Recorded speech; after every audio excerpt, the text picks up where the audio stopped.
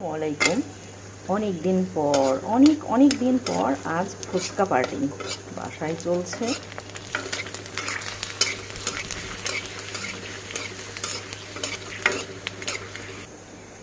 এই ফুচকা বাসায় ভেজে খাওয়ার মজাই আলাদা, যাই বলেন না কেন।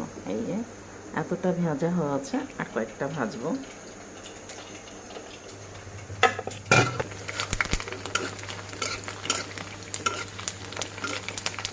বাড়িতে ফুচকা খেয়ে ভেজে খাওয়ার মজাই কিন্তু আলাদা। আপনার টকটাও নিজের স্বাদ মতন করে নেওয়া যায়।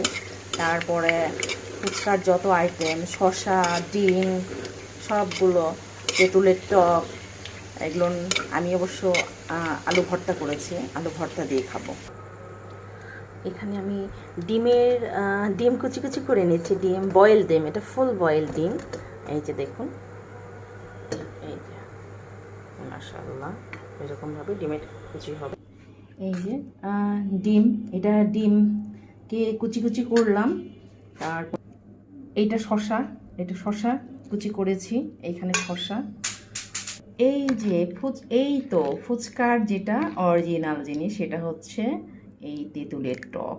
এইটা হচ্ছে অসম্ভব লোভনীয় এবং মাশাআল্লাহ সেই রকম টেস্টি হয়েছে তেঁতুলের টক, যেটা দিয়ে এই ফুচকা এক বাটি, এত বড় বাটি, এক বাটি ফুচকা আমার ছেলে সব সাবার করে দেবে মাশাআল্লাহ। এবং সাথে আছে এই যে আলু ভর্তা। আমি অনেক সময় চটপটির ডালের করি, কিন্তু এবারে শুধু আলুর ভর্তা করেছি, পেঁয়াজ ভেজে নিয়ে শুকনো মরিচের ভর্তা করেছি। ভর্তাটাও সেই রকম টেস্টি হয়েছে মাশাআল্লাহ। এই যে আমি ফুচকাটা বানাচ্ছি। আমি এখন শসা নিব ফুচকাতে, ব্যাস। এবারে নিব ডিম, ব্যাস। এবং হচ্ছে তেঁতুলের টক আমি ভর্তি নেব, কারণ তেঁতুলের টকটাই হচ্ছে আমার কাছে মজা লাগে সবচাইতে বেশি।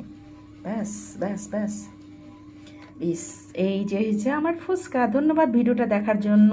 এবার কে কে ফুচকা বানিয়ে খান বাড়িতে অবশ্যই জানাবেন।